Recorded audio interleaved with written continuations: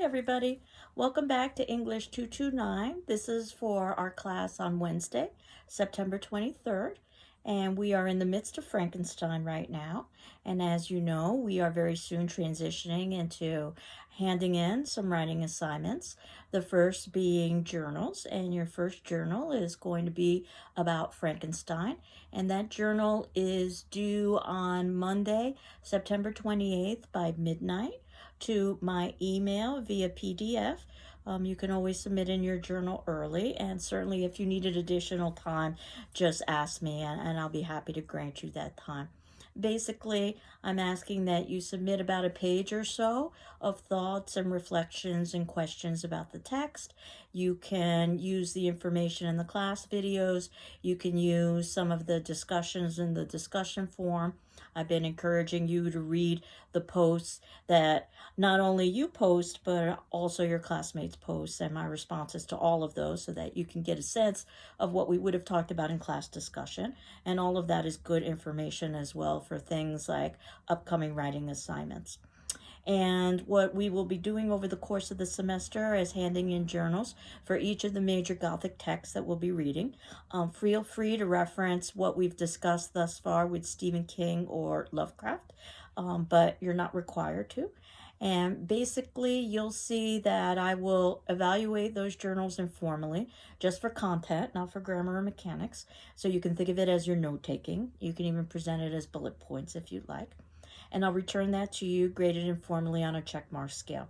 A plus being excellent, and a check plus being very good, and a check being satisfactory. And there's also less than satisfactory and unsatisfactory, but that's where most of the grades fall. And not only will you have some written commentary about Frankenstein, but if it turns out that eventually you decided you wanted to write a formal academic paper about Frankenstein, you might be able to use some of the observations in your journals. And I'll respond to your journals as if we were having a conversation on paper. So I might agree with certain points or ask you to consider other points, not that you have to respond in writing to any of those considerations.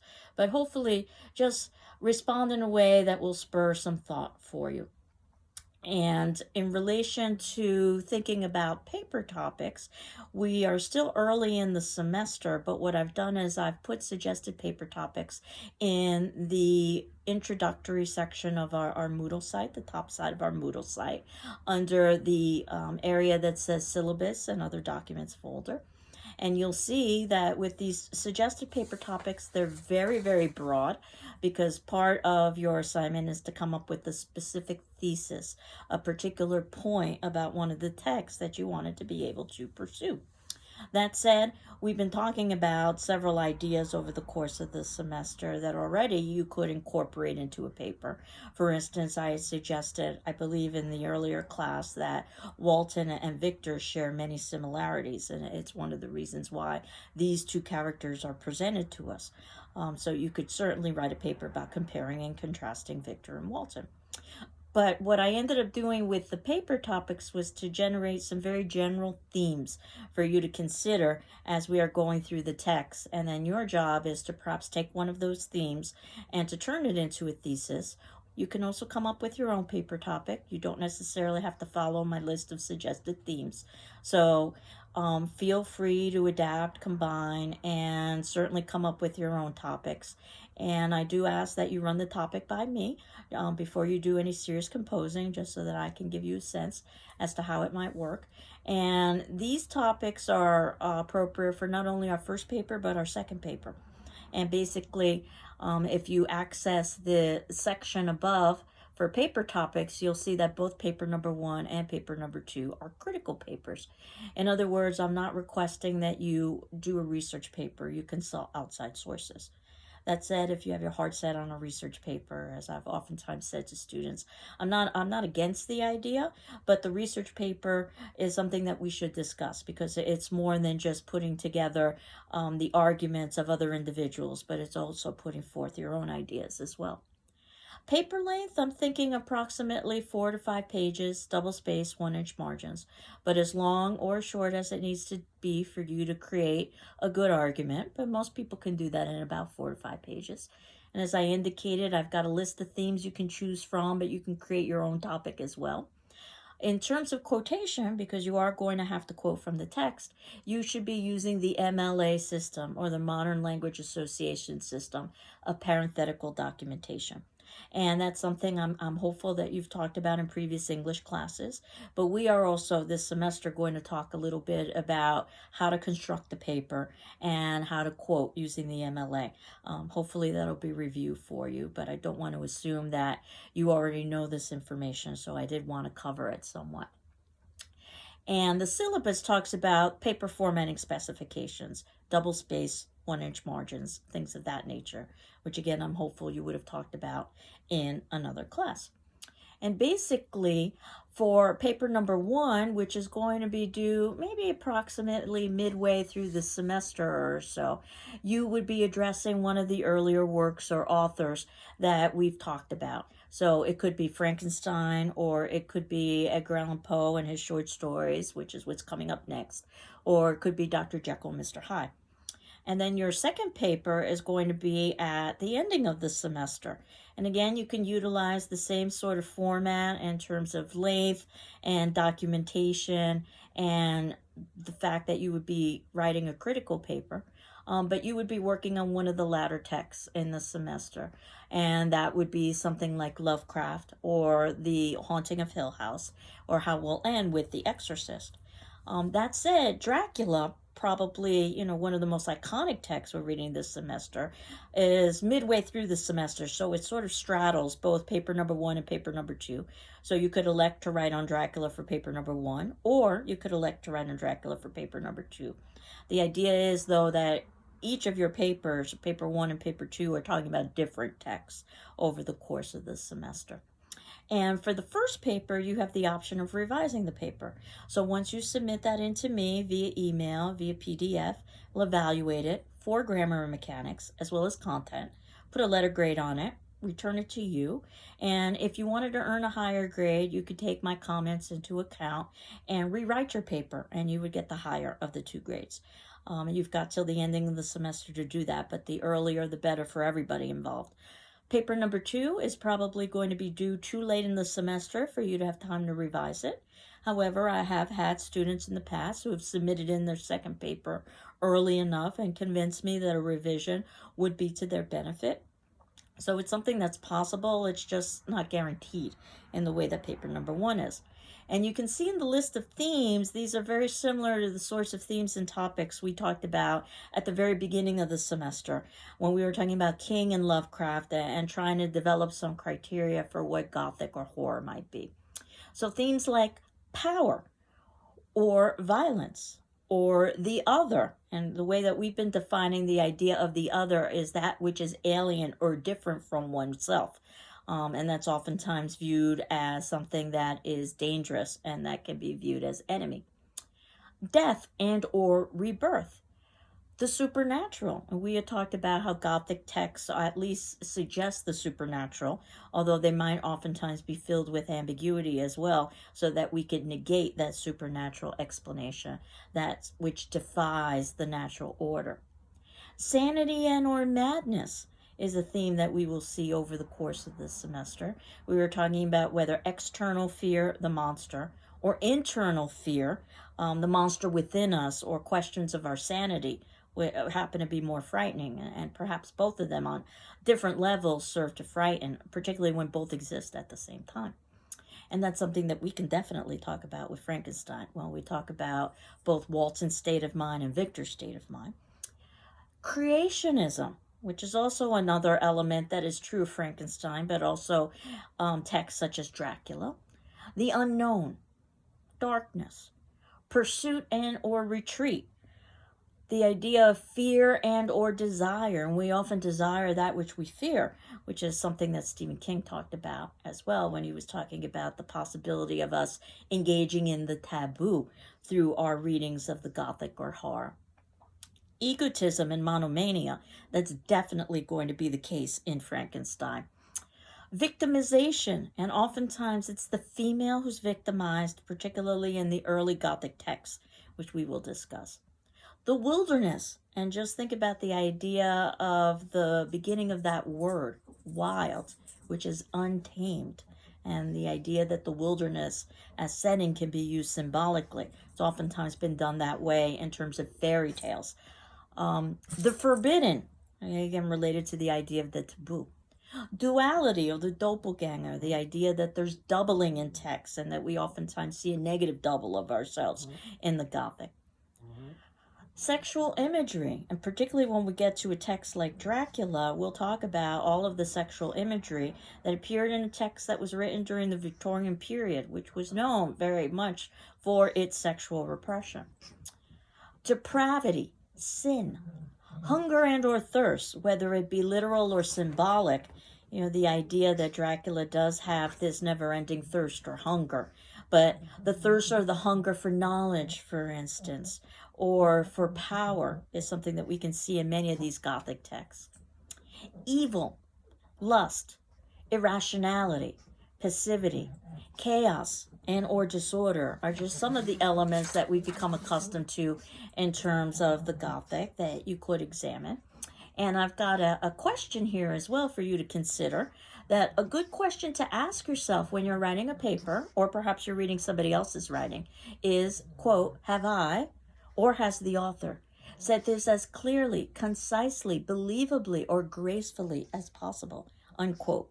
And you can see in parentheses following that quote in that section about writing your papers, there is in parentheses a surname, Biddle, and a page number 9, which is based, and then the closing of the parentheses, and then a closing quote mark, which is the pretty typical format for writing an academic paper when you are using the MLA or Modern Language Association system for quotation or documentation, which again I said that we'll revisit later on in the semester. But for those of you who are sort of contemplating some ideas to perhaps examine in a journal, or perhaps are thinking about starting a paper earlier rather than later, that could be something that you could put in the back of your mind as we continue to read some of the Gothic texts. As I said, your first paper won't be due until November 2nd, so we've got a good amount of time. That said, you could certainly hand in a paper early, so once you think that you're ready with your paper, you're free to submit it, especially as we continue to read these Gothic texts. And where we are is reading Frankenstein, a very iconic Gothic text. And I believe I mentioned this in my previous video, that it oftentimes is misinterpreted, that Frankenstein is not the name of the creature. Frankenstein is the name of the creator. And that the creature is very different than the monster. I would say that Victor Frankenstein and humanity as a whole are the monstrous beings in this text, and that the creature in many ways is an innocent. We see some of that in the 1930s film with Boris Karloff, but we definitely see that in terms of the text. And that the text as a whole, the name is Frankenstein or the Modern Prometheus. So we were talking about all of the literary references that Mary Shelley uses in her text. And also the idea of hubris, of extreme arrogance, and trying to steal the knowledge of the gods, which is what Prometheus does by stealing fire, trying to give it to humanity, and he's punished for it. And we can say that Victor is trying to do the same thing. He's trying to steal the ultimate secret from the gods, life and death and everlasting life. And he's punished accordingly for that. First, for his hubris for creation, and then secondly, more importantly, with his inability to accept responsibility for his creation. And as some of you have noted in some of the attendance questions that I've posted, Frankenstein has a lot of contemporary themes to it. Not that Mary Shelley could have envisioned where we would be right now with our science. I often jokingly say that Frankenstein should be a text that all scientists should read. But whenever you are faced with scientific discovery, oftentimes what scientists realize, and I paraphrase from a favorite movie of mine, actually, from popular culture, Jurassic Park. As you know, I'm fond of popular culture. That just because you can, that doesn't mean you should. And the scientists who created the nuclear bomb, when they were interviewed afterwards, indicated a sense of regret that if they had known the consequences of what they were doing, they never would have done it. But of course, once something is invented, it's a little bit difficult to go back. And if you think about some of our modern day scientific discoveries, things like cloning, for instance, and all of the moral and ethical questions associated with that, And as we move forward to things like artificial intelligence, these could be very comparable questions to the kind of questions that Victor Frankenstein had to grapple with, that he had an understanding of science, but I don't know if he necessarily should have used that understanding of science to do what he did, because there were definitely negative consequences because of that. And that opening page begins with, as I had indicated, a quote by a quote by John Milton from Paradise Lost, that great epic poem about the fall of man and about how Satan was thrown out of paradise. And the quote is, "Did I request thee, Maker, from my clay to mold me man? Did I solicit thee from darkness to promote me?" This is a question that's being asked of God from his creation. And again, this is a question that the creature is going to be asking Victor as well. And if we want to talk about contemporary themes, certainly we can talk about the idea of a child being influenced by their environment and us having empathy because of their negative environment, but also understanding that at some point the child needs to take responsibility for their actions regardless of their environment. And we can say the same thing with the creature. The creature is basically created as a blank slate, a tabula rasa. And in fact, when we get the creature story, it seems that the creature would seem to be more benevolent than malevolent. He has a great appreciation of nature and is trying very hard to help rather than hurt in several places throughout the novel. It's only as he witnesses things like anger and revenge and violence from humanity does he begin to duplicate those particular actions. And we can empathize with him because of that, but then we also have to accept the fact that at some point he needs to take responsibility for his actions as well. So in terms of thinking about Frankenstein, I had suggested that the epistolary novel technique is oftentimes confusing to modern day readers, and many of you indicated that in your attendance response, that the epistolary technique was somewhat unusual, though during the 1800s it was not unusual. It was a pretty typical way for telling a story, and we'll revisit this kind of storytelling technique in texts like Frankenstein. And the advantage to the epistolary technique is that we have written documentation, which might give some validity. But the disadvantage is that it can be very subjective. And in Frankenstein, it's incredibly subjective because Walton is the only one who's giving us the story. And he's retelling to us what he's heard from Victor. And that includes what Victor has heard from the creature, which is very problematic because always the individual narrator can be unreliable, especially someone in Walton's position, that he's emotionally and physically stretched to the limit as he's on a ship trying to discover a new passageway, and he's writing letters to his sister Elizabeth. And I had indicated that he's writing letters to his sister Margaret. And I had indicated that this is a very male-centric novel, and that perhaps if we wanted to view it as a feminist text, it would be a text which gives us a male-centric world, and that with the exclusion of females, some terrible things happen. And notice how Walton basically is without female in his life, though he's reaching out to his sister Margaret, but he can only do so through letters. And what he says to his sister, and she's referred to as Mrs. Seville, which again is very telling in terms of the time period and how women would have been viewed as a kind of extension of their husbands. We even saw that in the 1930s Frankenstein film when it was credited to Mrs. Percy Shelley, if you were watching the opening credits carefully. But at any rate, in his opening letter, one of the first things Walton says to his sister is that I prefer glory to every enticement that wealth placed in my path. And if you think about Victor's story, it seems to be the same thing. Victor comes from a place of privilege, as does Walton, but yet they aspire to more. Not that aspiration is necessarily a bad thing, but when you get to the point of aspiration clouding your reason, your rationality, and your judgment, when you get to the point where your aspirations begin to perhaps even challenge the Christian ideology of God as central being, well, then you've got some problems, which is exactly what we see in this text. And in letter 2, Walton says to his sister, I have no friend, Margaret. And this is a common theme we're going to find in the Gothic. This idea of being lonely or isolated usually leads to something negative. One of the morals that are usually embedded in Gothic pieces that community is important, and that once you sacrifice community, you sacrifice safety, and you sacrifice sanity, and you sacrifice happiness. And he talks a little bit in his second letter to his sister, Walton does, about the unvisited regions he's about to explore. And that's literal, but we can think about Victor himself visiting unvisited regions as he's beginning to dabble with the idea of what is life and what is death, and can he create life from death. In letter 3, Walton says, what can stop the determined heart and resolved will of man? The assumption is nothing. But of course, Victor comes aboard to basically tell Walton that, yes, something should stop the determined heart and resolved will of man if it's something that is unchristian, or if it's something that is overly arrogant, or if it's something that's going to put humanity into danger. That said, one of the things we'll talk about in relation to Victor is that he vacillates back and forth. Although he tells Walton at the beginning that I want to give you this tale as a cautionary experience about what not to do, he oftentimes goes back in his narrative and says things like, I feel like I myself am responsible for the creature's deeds. The thing is, Victor, you are indeed responsible for the creature's deeds. And even at the ending of the book, he does a little bit of backtracking.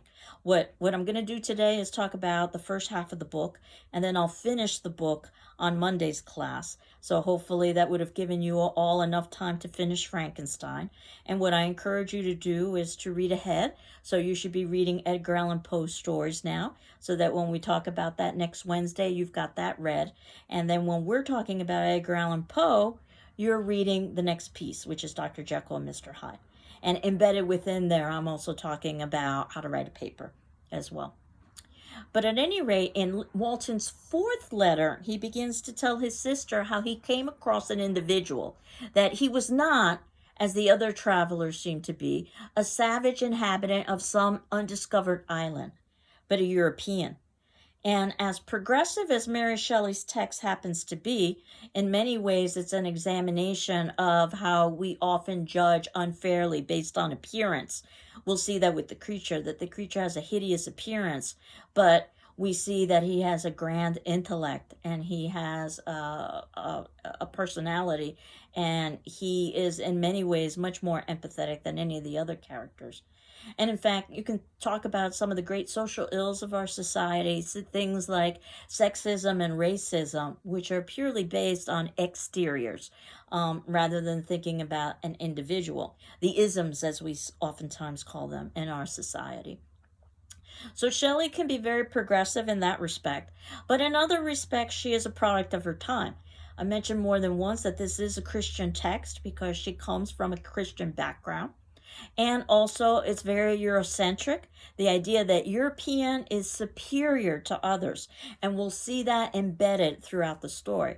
So she's hardly perfect. But that said, considering the time period in which she was writing, it is a rather progressive idea that we shouldn't necessarily dismiss someone because of someone's appearance. And then in letter 4, Walton and Victor begin to talk, and they begin to form a friendship. The idea is that Victor is worthy of Walton's friendship because they both come from superior stock. Again, there's classism that's embedded in this as well. And Victor says, I sought for the dominion I should acquire and transmit over the elemental foes of our race. Unhappy man, do you share my madness? And this is when Victor is directly confronting Walton and saying, are you following my same mistakes? And this is what inspires Victor to tell him his story, to not follow those mistakes.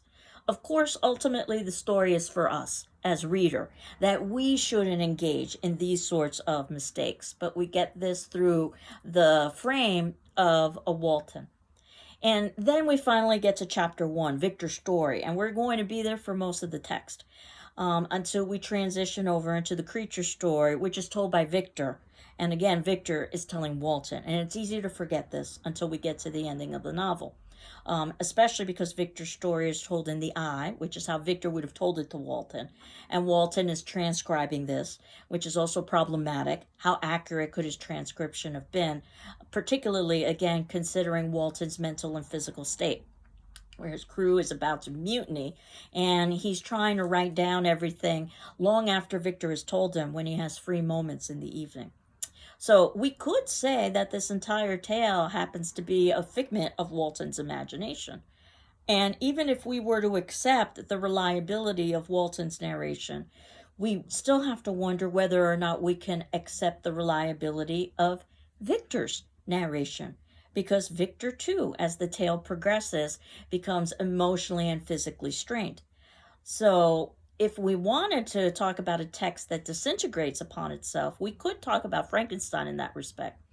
That said, it's usually the less common reading. The more common reading is that we accept on face value that there is a Victor and there is a Walton and there was even a creature, and that this is the tale that we're being told, and that this is the learning that we're going to experience from what happens when an individual tries to play God. And Victor says in his story in chapter 1 that he was their parents' plaything and their idol, and something better, their child. And I think this is a very telling quote, particularly when Victor himself creates life, the creature. In many ways, we can see Victor as a kind of parent figure, father figure, trying to create life without female, which is unnatural. The idea of natural and unnatural is embedded in the text.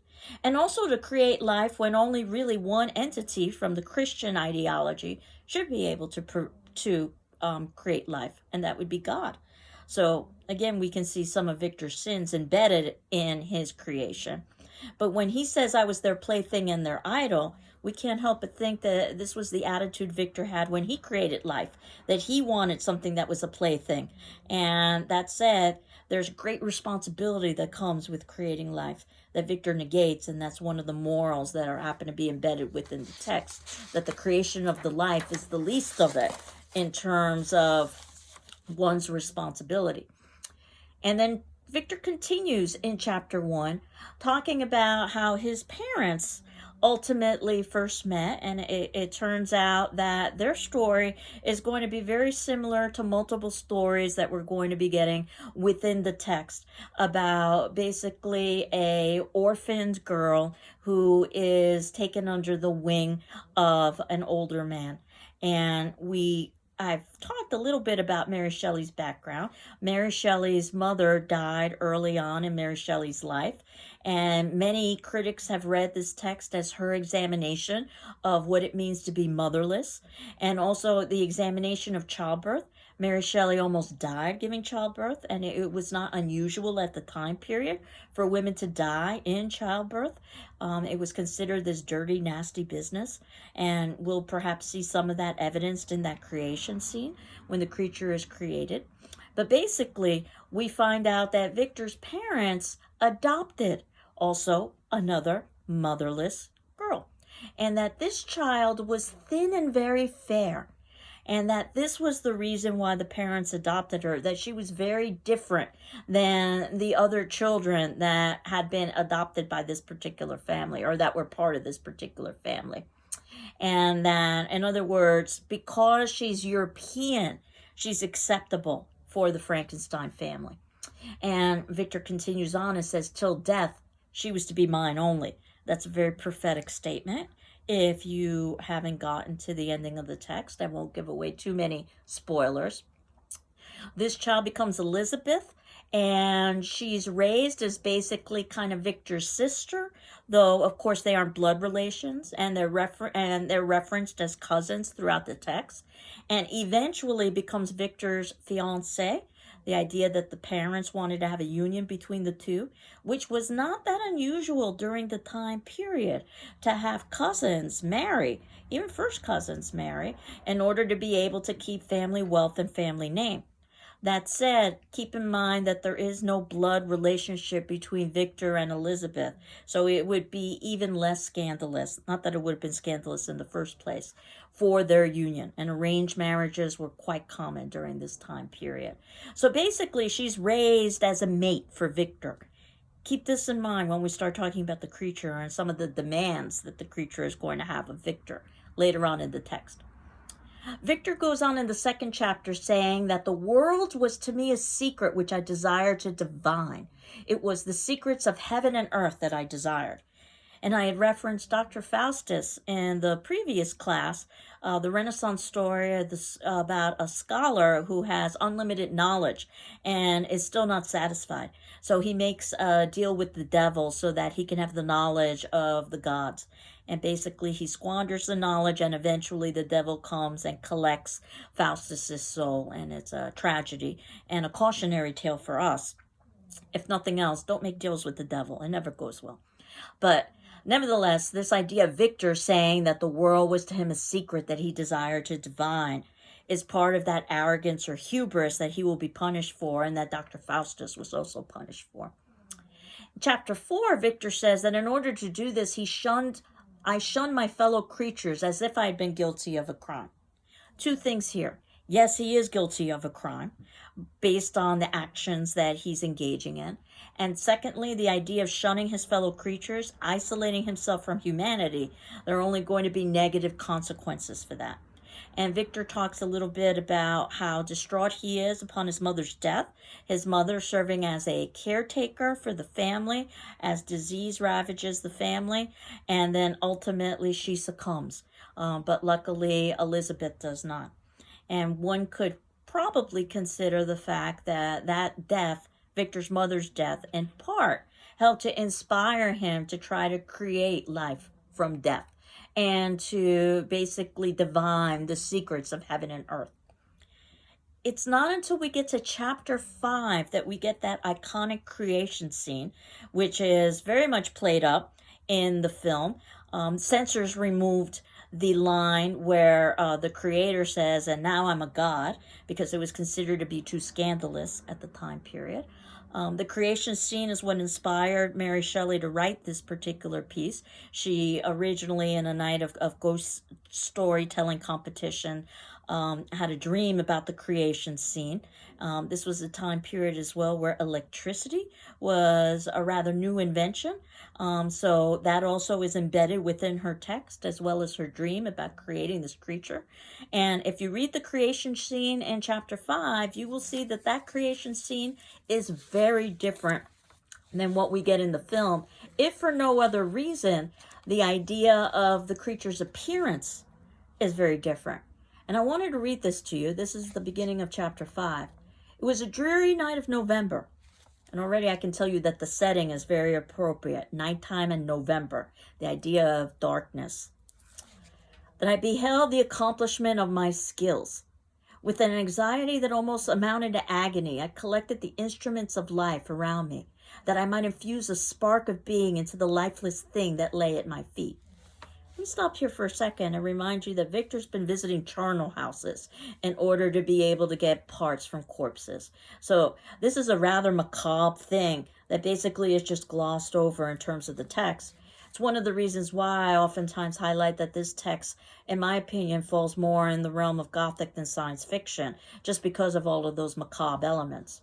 But continuing on, he says, "It was already 1 a.m. The rain pattered dismally against the panes, and my candle was nearly burnt out, when, by the glimmer of the half-extinguished light, I saw the dull yellow eye of the creature open.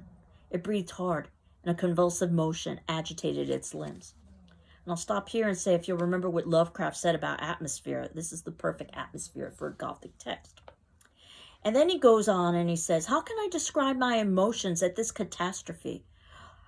Or how delineate the wretch whom with such infinite pains and care I had endeavored to form? His limbs were in proportion, and I had selected his features as beautiful. Beautiful, great God!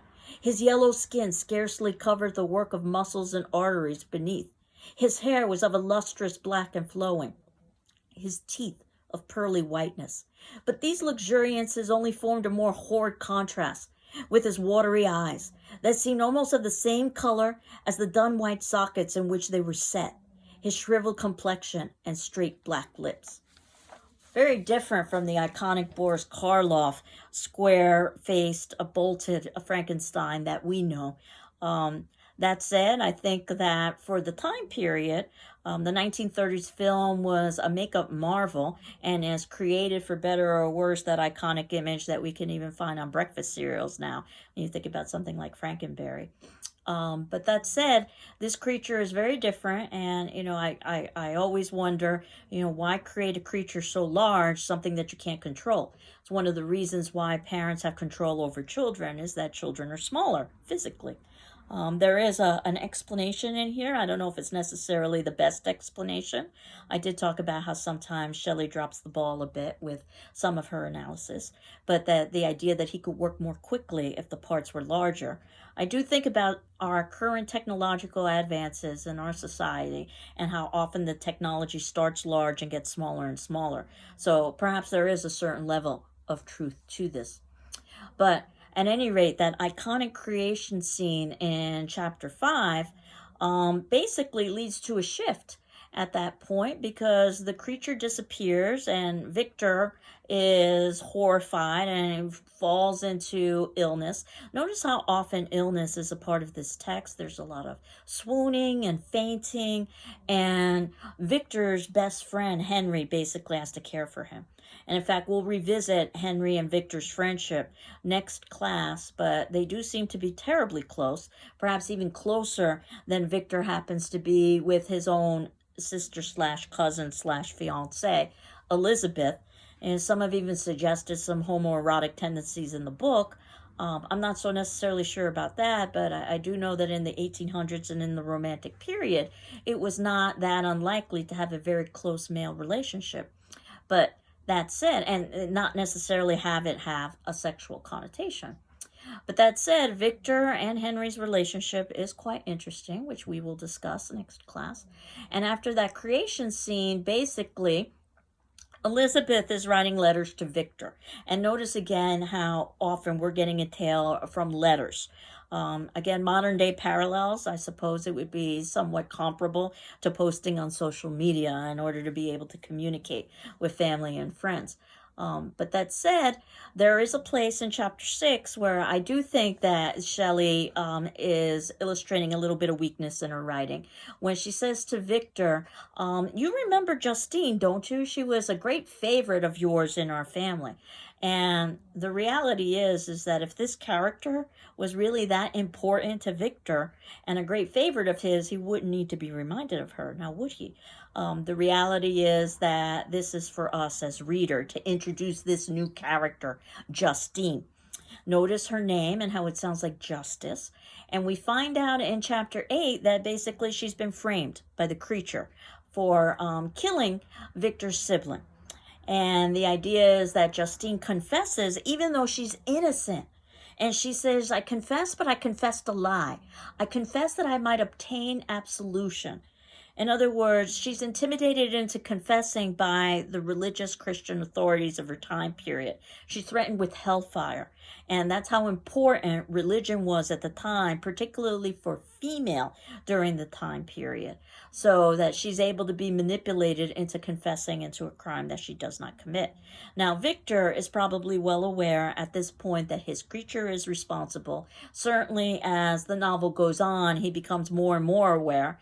Rather than telling anyone, he continues to find excuses, whether it be that he can handle the situation himself or that the tale sounds so outlandish that no one would ever believe him.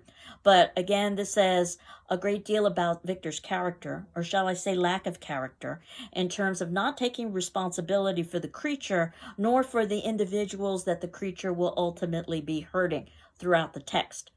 And then in chapter 9 is where we are introduced to the creature story. This is where I'm going to end for today. We'll pick up next class.